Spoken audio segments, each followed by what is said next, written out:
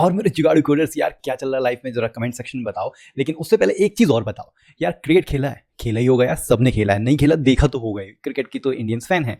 अब ये जो क्रिकेट वाली कहानी है, इससे हम एक नया कॉन्सेप्ट समझने वाले हैं जावा स्क्रिप्ट का, जिसको बोलते हैं ट्राई कैच और फाइनली। अब क्रिकेट में तुम अगर बैटिंग कर रहे हो, बॉल आई मस्त वाली, तुमने कहा यार अब मैं ट्राई करता हूँ सिक्स मारने का, तो ये तुम ट्राई कर रहे हो, ठीक है। तो क्या होगा, या तो सिक्स पड़ेगा या फिर तुम आउट हो जाओगे भाई। या तो बैट में बहुत अच्छी बॉल आएगी आउट सीधे बाउंड्री के, या फिर कैच हो सकता है तुम्हारा, और या फिर तुम क्योंकि आगे जाके सिक्स मार रहे थे तो तुम जो है स्टैंप बोल्ड कर दे, तुम्हारा जो कीपर पीछे खड़ा है। तो बहुत सारी चीज़ हो सकती हैं। तो दो चीज़ है ना, ट्राई और कैच, ठीक है। तो या तो तुम ट्राई करोगे तो ट्राई में सिक्स हो जाएगा, अदरवाइज तुम कैच आउट हो जाओगे।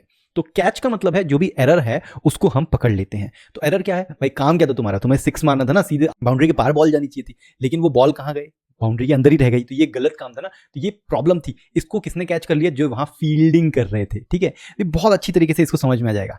तो जब भी कोई चीज गलत हो जाती है तो उसको कैच करने के लिए हम कुछ कर सकते हैं जावा स्क्रिप्ट के अंदर। कोई कोड गलत हो गया तो उसको गलत होने के बाद क्या करना है वो हम कैच सेक्शन में बता सकते हैं। तो चलो देखते हैं यहाँ क्या होता है। यहाँ पे हम कुछ कर रहे हैं, ठीक है। उस कोड में अगर एरर आया तो वो एरर कहाँ पहुंच जाता है, यहाँ पे कैच के अंदर, और हम उसको हैंडल कर सकते हैं एरर को। अब हैंडल करने का मतलब भाई, एरर क्या होता है जावा स्क्रिप्ट के अंदर या कहीं पे भी किसी भी प्रोग्रामिंग लैंग्वेज में जो एरर आता है वो रैंडम होता है, और प्लस उसमें बहुत सारी सेंसिटिव इन्फॉर्मेशन भी हो सकती है। हो सकता है क्रेडिट कार्ड की इन्फॉर्मेशन चली जाए, हो सकता है पेमेंट की इन्फॉर्मेशन चली जाए। नहीं भाई वो सब तो नहीं देनी है, तो हम सिर्फ एक मैसेज दे सकते हैं, देयर इज सम प्रॉब्लम, है ना। वो कहाँ दे सकते हैं, कैच के अंदर, ठीक है। तो ये तो समझ में आ गया भाई, या तो ट्राई होगा या कैच होगा। तो सिक्स मारा तो या तो सिक्स जाएगा या कैच आउट हो जाएगा। लेकिन एक फाइनली भी होता है कि अगर कैच छूट गया, ठीक है, तो तुम क्या कर रहे हो, तुम भाई जैसे ही सिक्स मारते हो, तुम ऐसे नहीं कि खड़े होकर देख रहे हो, तुम रन अप भी लेते हो, रनिंग भी कर ले रखते हो कि यार हो सकता है अगर कैच छूट गया ना तो एटलीस्ट मैं फाइनली तो काम कर ही लूँ, ठीक है। तो यहाँ पे फाइनली जो है वो हमेशा रन होता ही होता है, ठीक है। तो चाहे एरर हो चाहे ना हो, तुम्हें तो भाई रन करना ही है, तुम्हें तो दौड़ना ही है। तो ये फाइनली जो है ये बहुत शानदार चीज़ होती है। ये बोलता है कि भाई एट द एंड हम ये करेंगे ही करेंगे। अब ये कैसी चीज़ है, हो सकता है तुम फाइल से कुछ रीड करना चाहते हो। अब या तो तुम सक्सेसफुली रीड कर पाओगे या तुम सक्सेसफुली रीड नहीं कर पाओगे। अगर नहीं कर पाओगे तो कैच में तुम बता दोगे हाँ यार रीड नहीं कर पाए फाइल को, लेकिन फाइल ओपन तो की थी ना तुमने, तो फाइल को क्लोज भी तो करना है। तो फाइनली चाहे कुछ भी हो, चाहे तुम्हारा फाइल रीड हो चाहे ना हो, तुम्हें फाइनली उस फाइल को क्लोज कर देना है। इसलिए फाइनली कीवर्ड बना है। तो इसको और अच्छे से समझते हैं कि ये क्या चीज़ है, रियल में किस तरीके से काम करता है। चलो देखते हैं। तो समझने के लिए सबसे पहले तो तीनों जगह पे हम कर देते हैं लॉग, और यहाँ पे बोलते हैं ये है स्टार्ट ऑफ ट्राई, ठीक है। फिर यहाँ पे हम करते हैं लॉग, उसको बोल देते हैं भाई catch ignore because there is no error, बल्कि इसको ये सिर्फ लिख देते हैं कैच पार्ट, ओके। ये हम लिख देते हैं ट्राई पार्ट, और यहाँ पे लिख देंगे हम वही जो तुम समझ में आ रहा है कि फाइनली पार्ट। अब इसको जब रन करते हैं तो क्या हुआ, देखो दो आए, क्या क्या आया, ट्राई पार्ट आया और फाइनली पार्ट आया, ठीक है। ट्राई क्यों आया, क्योंकि सबसे पहले यही कोड रन होता है, उसके बाद अगर प्रॉब्लम होगी इस कोड में तब कैच में आएगा, नहीं तो वो फाइनली तो करेगा ही करेगा, ठीक है। अब मान लो यहाँ पे ट्राई की जगह दो चीज थी, ट्राई पार्ट और सेकेंड ट्राई, ओके। तो देखो फर्स्ट ट्राई भी हो गया, सेकेंड ट्राई भी हो गया, फाइनली भी हो गया। अब सोचो यहाँ पे कैसे लेके आएंगे, हमें कोई एरर करना पड़ेगा ना। तो चलो एरर बना देते हैं एक। हम क्या करते हैं, यहाँ पे रैंडम स्ट्रिंग लिख देते हैं, रैंडम, ठीक है। अब ये कुछ नहीं है, यहाँ पे एरर आ चुका है, तो क्या होना चाहिए, कैच में आ जाना चाहिए। तो कैच में तो आएगा, लेकिन क्या प्रिंट होगा, ट्राई पार्ट सेकंड पार्ट दोनों प्रिंट होंगे या कोई एक प्रिंट होएगा, कैसा होगा। चलो सेव करके देखते हैं। जैसे ही सेव किया तो ट्राई पार्ट तो हुआ, लेकिन सेकंड ट्राई नहीं आया, क्योंकि इसके तुरंत बाद आ गया एरर, और जैसे ही एरर आया वो कहाँ घुस गया, कैच पार्ट में। इसलिए देखो कैच जो है यहाँ पे एरर में आ गया है, ठीक है। और फाइनली तो आएगा ही आएगा। अब कैच को थोड़ा कंसोल लॉक की जगह कंसोल एरर लिख देते हैं, थोड़ा सा ना अच्छा इस तरीके से दिखने लगा। तो ये समझने वाली बात है कि जिस पॉइंट पे एरर आता है ना, उसके बाद का जो भी कोड होता है वो इग्नोर हो जाता है। तो मान लो मैं यहाँ पे बहुत सारे लॉग भी दे दूं ना, तो नहीं आएगा, क्योंकि इस पॉइंट पे हमने एरर को जनरेट कर दिया था। अब वो एरर में दो लेवल नीचे ले जाता हूं, तो हाँ 2 बार सेकंड ट्राई तो लॉग हुआ, लेकिन उसके बाद के जितने भी लॉग था या जो भी कोड था वो एक्सेस हो ही नहीं पाया, क्योंकि जैसे ही यहाँ पे पॉइंट आया ये कूद के कहाँ आ गया, कैच वाले पार्ट के अंदर आ गया, और कैच में इसने जो भी हमें कैच में करना था वो हमने कर दिया। अब ध्यान से देखो, तो इसको वापस हटा देते हैं, इसको यहाँ ले आते हैं कि हमने कैच के अंदर एरर को भी एक्सेप्ट कर रहे हैं। मतलब हम यहाँ पे पूरा का पूरा एरर डाल सकते हैं कि एक्चुअल एरर है क्या। तो इसने देखो reference random is not defined, अगर मैं यही चीज ट्राई के बाहर करूं तो वो सेम एरर लॉग हो जा रहा है, लेकिन हम इसको जो है कैच में रखते हैं और फिर लॉग करते हैं, तो ये हमने हैंडल कर लिया इसको। अब इसका फायदा क्या है, हैंडल कर लिया वो तो ठीक है, लेकिन हम कैसे जो है प्रोटेक्ट कर रहे हैं इस एरर को यूजर तक जाने के लिए। हम इसमें देते हैं एरर डॉट नेम। एरर का नाम क्या है भाई, रेफरेंस एरर है। हमने डिटेल नहीं दी, हमने सिर्फ नाम कर दे दिया भाई प्रॉब्लम क्या है।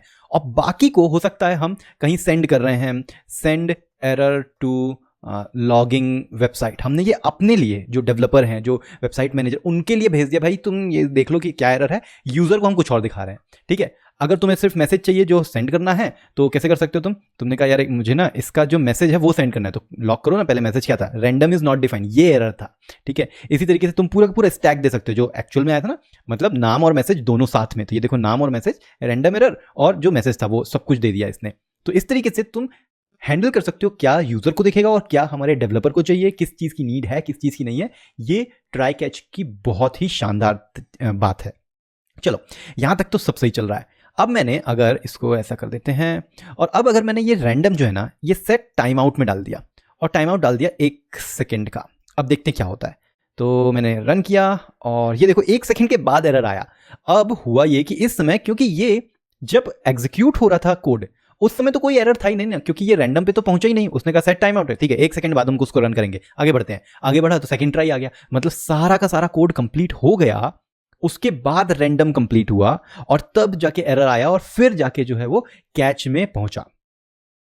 इसका मतलब जो ट्राई कैच है भाई वो सिंक्रोनस होता है, असिंक्रोनस नहीं होता है। मतलब हर एक चीज को वेट नहीं करेगा कि भाई ठीक है इसको वेट कंप्लीट हो जाने दो फिर आगे बढ़ेंगे, ना वो बोलता है ठीक है हम तो भाई रन कर दे रहे हैं, तुम टाइम आउट जो भी है उसके बाद रन करते रहना, और एरर आएगा तो हम उसको कैच में भेज देंगे, ठीक है। तो इस तरीके से जो है तुम्हें समझना पड़ेगा कि ट्राई कैच जो है कैसे काम करता है। अब हो सकता है शायद तुम्हें पता हो यार कि हाँ ये तो एरर आ सकता है, ठीक है। तो तुम क्या कह रहे हो कि यार if undefined then throw new error, जो हमने खुद का बनाया है, ये एरर हम बना रहे हैं, ठीक है। तो देखो यहां पे हमने कहा अनडिफाइंड इज इक्वल टू, मैं इसको बोल देता हूं इफ फॉल्स। तुमने कुछ किया जिसकी वैल्यू गलत आई तो तुमने कहा यार इफ ट्रू, तो ये देखो इस तरीके से आ गया और उसने उसी पॉइंट पे थ्रो कर दिया, इसलिए ये देखो ये डल हो गया, क्योंकि हमेशा ही ये जो है नहीं एग्जीक्यूट होगा इसलिए डल हो गया। बट वो जो हमने एरर रेज किया था ना, ये वो एरर है, error this is an error, ठीक है। अब बोलोगे ये दिस इज एन, अरे यहाँ पे मैसेज जाएगा भाई कि there is some problem with your card, like that, जो भी तुम लिखोगे वो यहाँ पे आ जाएगा, ठीक है। ये हम कस्टम एरर डाल सकते हैं। इससे हमें किस तरीके से उस एरर को हैंडल करना है, डेवलपर किस तरीके से हैंडल करेगा, वो इन्फॉर्मेशन हम यहाँ पे कैच में चली जाएगी। और कैच में तो हमने बताया हम 2 काम कर सकते हैं, एक यूजर को कुछ एरर दिखा सकते हैं और वो बाकी पूरा का पूरा एरर हम भेज सकते हैं लॉगिंग वेबसाइट पे, जहाँ पे भी हम उसको लॉग कर रहे हैं, सारा एरर वगैरह डेटा हम रख रहे हैं अपनी वेबसाइट में। तो ये बड़ा इंटरेस्टिंग चीज़ है ये ट्राई कैच में। अब बात ये आती है कि हो सकता है यार तुम्हारे पास मल्टीपल टाइप के एरर आ रहे हो, तो अब कैसे हैंडल करोगे भाई। तो कुछ नहीं है, ये पता क्या कर सकते हैं, इफ एरर, ये जो हमारे एरर आ रहा है इंस्टेंस ऑफ, हम बोल देंगे ये जो है एरर का इंस्टेंस है अगर, तो भाई एक काम करो लॉक कर दो। नहीं तो हो सकता है ये किसी और चीज़ का भी एरर हो, if else if instance of reference error, जो हमने अभी थोड़ी देर पहले देखा था, ठीक है। तो रेफरेंस एरर हो तो हम रेफरेंस एरर की भी लिख सकते हैं। तो अब देखो इसने बोला कि कुछ तो गड़बड़ हो गई यहाँ पे ये क्या कर दिया भाई मैंने, एल्स इफ ऐसे, ठीक है। तो देयर इज सम प्रॉब्लम, क्योंकि ये वाला एरर था, लेकिन अब यहीं पे कोई और एरर आ गया, मान लो जो हमारा था रैंडम स्ट्रिंग वाला एरर, ठीक है। इसको जैसे सेव किया तो ये रेफरेंस एरर है, तो यहाँ पे हमने रेफरेंस एरर हैंडल कर लिया।